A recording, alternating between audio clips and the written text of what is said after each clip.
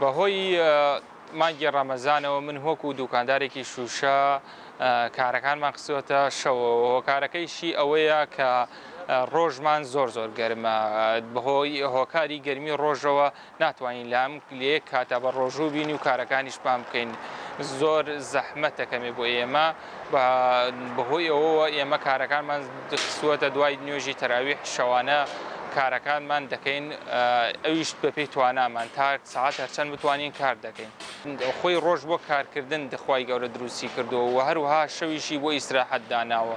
بەڵام لێ کاتاکە ئێمە ئەم کارەکەمان قسووەتە شەوەوە و کارەکەی ئەوەیە ڕۆژمان زۆر گەرمە، گینا خۆی زەرور وایە کە بە ڕۆژ کارەکانت بکەیت و شەویش بۆ ئیستراحەت دانراوە کە تیایدا ئیستراحەت بکەیت. کاتەکە بە حکمی ڕۆژ نیوەی کاتمان بۆ دەمێنێتەوە، ینی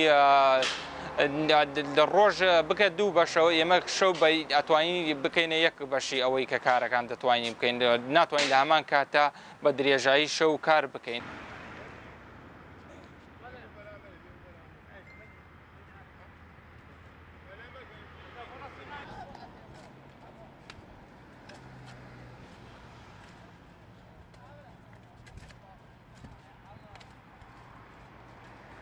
ئێمە بەشی باخچەی هین شارەوانین، ئەمە ئەوە هەموو شەوێک بۆنی مانگی ڕەمەزانەوە خۆی ئیشمان ڕۆژ بووە بەس خسپاسە شەو، لەبەرەوە بە حکمی ئەوە دنیا گەرمەوەمانە ئیتر ئیشەکەمان کەوتەسە شەو، ئیتر ئەم شەو ئەوە سەوزایی ئەم شارەکەین ئیشی شەو وێسە زیاتر بۆنی مانگ ڕەمەزانەوە کەفتێتە شەو، ئیتر ئەو جانە هەوە ڕۆژ ئیشمان کردیە لە حەوت بووە سعات 11 ڕۆژ ڕۆشنەسە بۆ ماڵ ئیشی خۆمان کردەوە ئیسە بۆ وەڵی شەوانە لە چەند لە تقریبا لە دەور 8:30 ئەو ناوەت یین هەتا جار وایە تا سعات 12 جارۆژێت تا سعات 1 جارۆژ وا بووە تا سعات 12 ئیشمان کردیە.